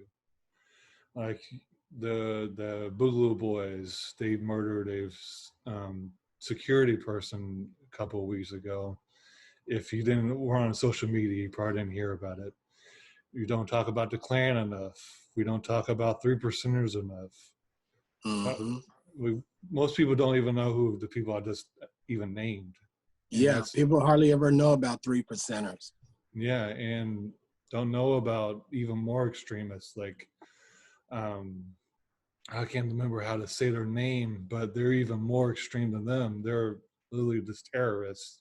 They use Al Qaeda tactics, and they're even more extreme than them. And we need to call those people out. And the government needs to do things about those extremists, because with our current president and him him adding fuel to the fire of the racial tensions in this country right now, and this the economic situation that we're heading into and that we're already kind of in, that's unfortunate thing about it, is it's going to fuel the fire as well. And I worry that demagogues are going to run for president in the future, and they're going to even poke the racial bear, so to speak, even more. Like, I don't know if you know who Tucker Carlson is. I worry that he's going to run for president. He's going to use a very nativist um, platform as well, or something, not even Tucker, but people like him are going to use the economic situation that we're going to be heading into. I think that we're really heading into a bad one unless our government does something about it. And they're just going to go to the worst tendencies that people have. And I worry about those things. And until Mr. Floyd was murdered, I was kind of on the fence about the Second Amendment and people arming themselves. But I think since our country's changing and in a way that for the good, but certain people don't want that to change, I think people need to start looking into certain things like that. How do you feel about that? Well, I've always been an advocate of gun ownership because you want to be able to protect yourself. Mm-hmm. If the bad guys have guns, you should not be without one. Yeah. You know, so I think you have to be responsible. You have to be smart about it. You know, Mm-hmm. And you know, keep it locked away, keep it safe. Especially you got children in the house, Yeah. things like that. So, but you wanna be well trained on how to use your firearm. You wanna have a sense of don't want to have a fear of it. And you know, I think that one of the cases that we can say that it may have been, I would say, is helpful was the Breonna Taylor situation where her boyfriend was able to, you know, defend himself at least, even though they were shooting all over the place, and she lost her life tragically. Mm-hmm. You know, but at least he had that with him. And so there's many other cases where, you know, intruders will come into somebody's home and you want to have that. Now, dealing with how the race situation is playing out and how it could get even more divisive and go down a bad rabbit hole. You just want to be able to protect yourself because you don't want to be overtaken by somebody. Yeah. I like when I was there. I'm a felon, convicted felon, so I'm not allowed to have a firearm. So, but I was very pleased to see people, private citizens, who were there to protect me at various protests during this George Floyd protest. You know, since his demise, his death, and so I was able to see people there with, like, walking down with us, you know, who had their firearms, and they were to protect us because if one of those nationalist militias decided to come to that protest, we would have been sitting ducks. We would have been sitting, you know what I mean? We would have been sitting ducks, and it would be easy pickings for them to try to, but if somebody's there who knows how to utilize their weapon, who's there to protect the people peacefully protesting, that's what we need. So we need people to have their firearms to protect. Yeah, definitely. I definitely agree. I mean, we need to have certain gun reforms, but that's a bigger discussion.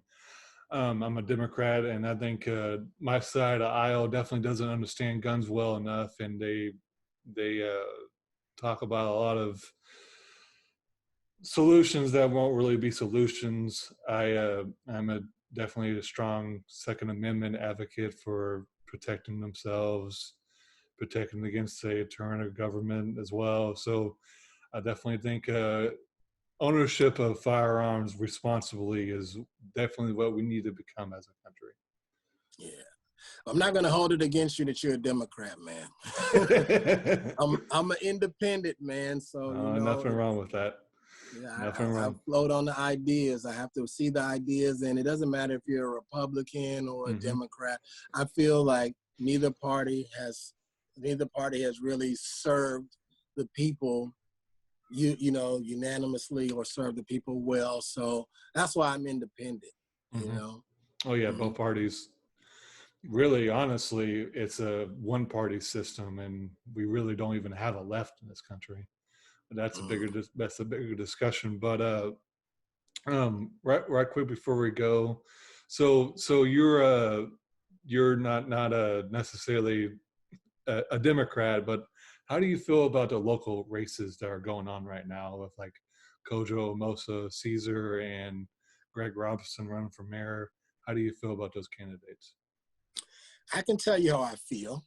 I'm excited. I'm excited to see new blood. I'm excited to see these guys, sticking their necks out. They've been doing work in the community for years. So I've Okay. personally seen those guys out here doing work in the community, across the aisle, working and setting up relationships and Mm-hmm. in the community and in government, having town hall meetings with the mayor, with the chief of police, with the district attorneys, with the sheriff, with all type of professionals and government officials and county commissioners, and building these relationships. So I really respect that for these guys doing so. My faith in the government is, I don't know if I've really explained that well enough, but we got to take care of us. My faith in Mm-hmm. the government has been, trampled on, Yeah. for a long time. Mm-hmm. And to me, whoever gets in that office, I pray that they do the best that they can for all people. And but we have to do the best that we can for ourselves within the Mm-hmm. confines of the law. We can do so much. We can do so much to help ourselves.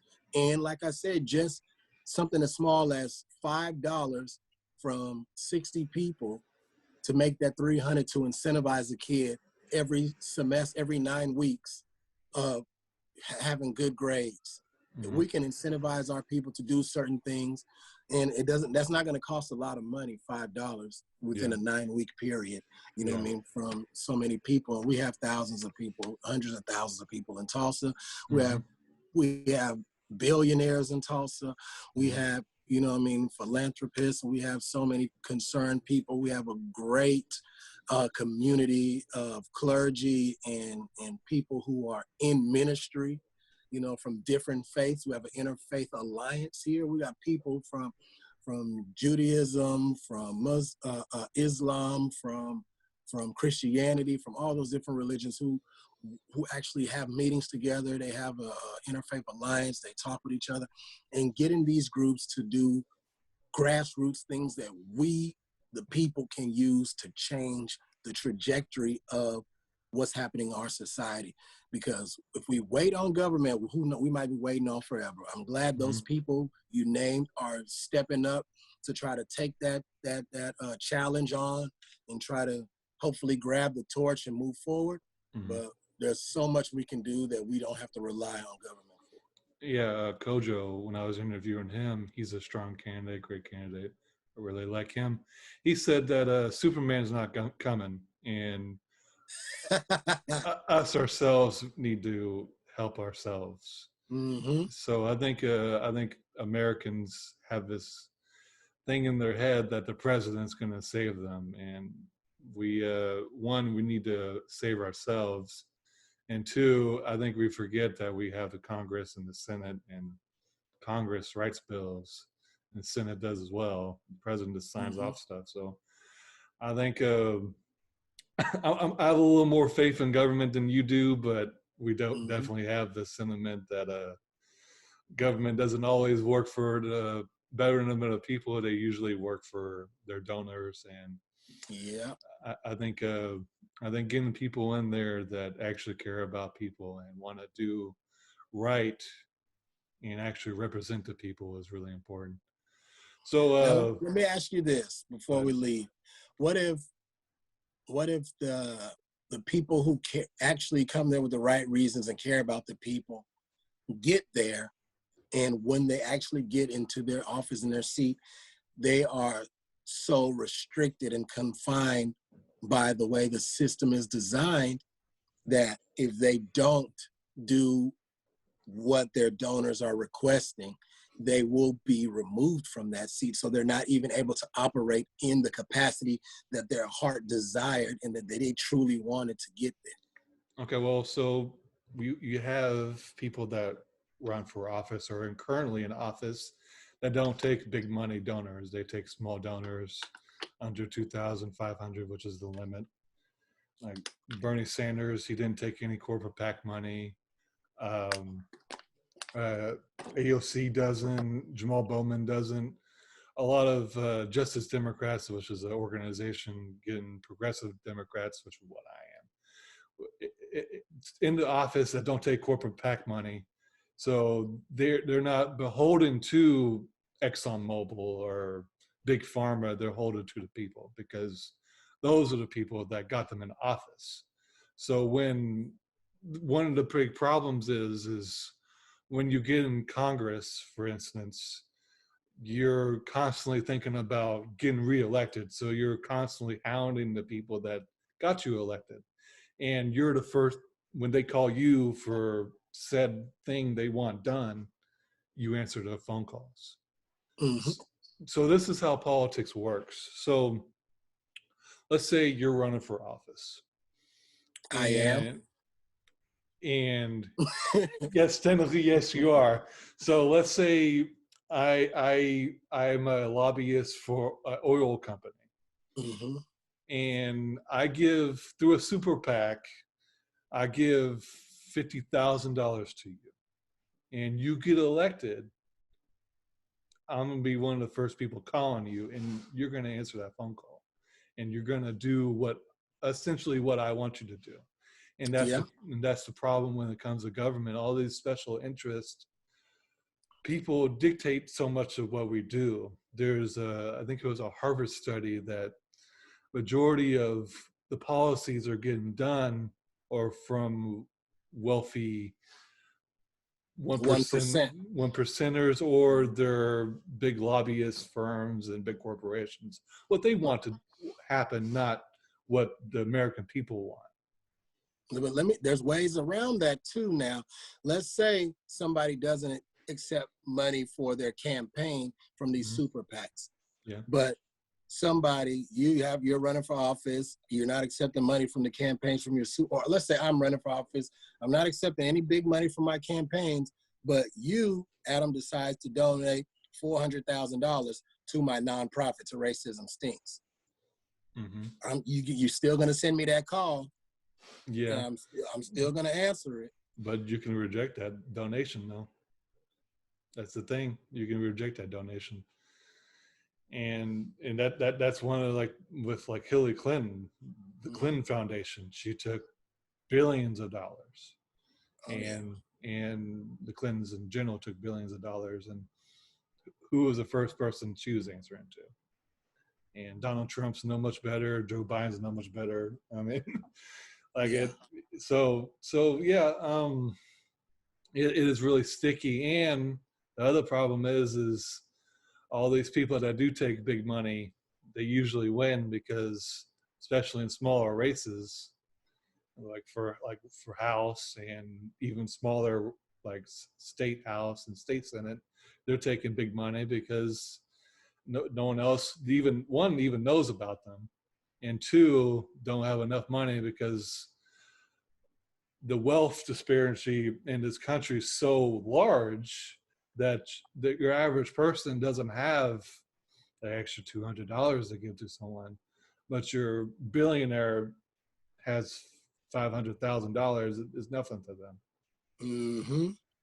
Like That's a problem. Like Bloomberg, he ran for president. He's $46 billion roughly, I think it is, net worth, and he spent $1 billion, and that's nothing to him. That's pocket change.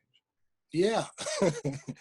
For how long was his campaign? For a couple months? 3 months, I believe, and he barely got any votes. He spent $1 billion 3 months. God bless America. Yeah, and that's campaign financing is a big issue, and people wonder why nothing ever gets done. Is that, and people, like we were just saying, people want Superman, and they don't want to solve the issues themselves, or they don't even realize they can solve the issues themselves. So That's true. yeah, The realization that we can do this ourselves. yeah. We And the people people, don't know that. we the Mm-hmm. people, we the people is in the Constitution, and Yeah. so I really appreciate you being on the show. You have anything else you want to get out before we get out of here? Well, I really thank you for inviting me to the show. Mm-hmm. I want to stress to everybody to be safe. Check out the safety video that I made. I want to thank Lyndon Alvarez for shooting that safety video. Mm-hmm. I want to thank Mike. I can't even pronounce his last name. He's an actor he played the role of the officer in the video. Thank my nephews, Ray Kwan and Karan, who were there shooting the video with me. And Boom, he I can't pronounce his last name either right now, but he I'm awful at pronouncing people's names either, so don't worry about it. So he got me in contact with the with my guy, the actor. When if you go to the Negro Spiritual 121 Facebook page or Instagram page, the video is up there. Follow me on those social media sites. Be on the lookout for Racism Stinks. We're going to be hosting our 6th annual Race Against Racism and the Junior Skunk Olympics, which is all under the umbrella of the Celebration of Reconciliation. And we're celebrating all the different entities and organizations and people working on reaching true reconciliation. We haven't reached the full fruition of reconciliation, but we are celebrating the people doing the hard work, celebrating the people who are putting their neck on the line, putting their life on the line for racial justice. And we want to just have a good time there, and we want to honor those groups. We're going to be dedicating the race to Ahmaud Arbery. We're going to be dedicating this year's race. He lost his life doing the same thing, jogging. He lost his life due to a racial situation. And the race is always held where Black Wall Street was destroyed. So it's a historical fun run at the same time. And we're also gonna, honor Sergeant Craig Johnson, who lost his life here in Tulsa as well, because this is a healing event for Tulsa. We always utilize TPD as the security, and we want to honor them for that. And we utilize them as security because they have to reconcile to the community. And this is the celebration of reconciliation. And so we give an opportunity to show what they are doing as far as community policing practices currently and what they plan to implement in the future. We have a historian from TU or OU. We had 2 in our past, would speak about the history of the massacre that happened here. And so I'm just want to invite people to the celebration of reconciliation, invite people to follow me on Racism Stinks and at Negro Spiritual 121. All righty. And do you have a Twitter or YouTube? I have both. I don't know how to use Twitter. And I don't post on YouTube. Okay. So, but if you want to find the video, it is on YouTube. King Spence, he put it on his YouTube page. Yeah. So you can type in Negro Spiritual. The video is called Pull Over. And if you type Negro Spiritual 121 and pull over, it'll pop up. So this is what you do when you pull over, so you can find that. Yeah, you can put King Spencer as well, and he'll pop up. He has like 20,000 subscribers, so he'd be the first one. So I really appreciate you being on the show, man. And this is the Uprising. Thank you for being on the show. Thank you, thank you, thank you. It's the Uprising.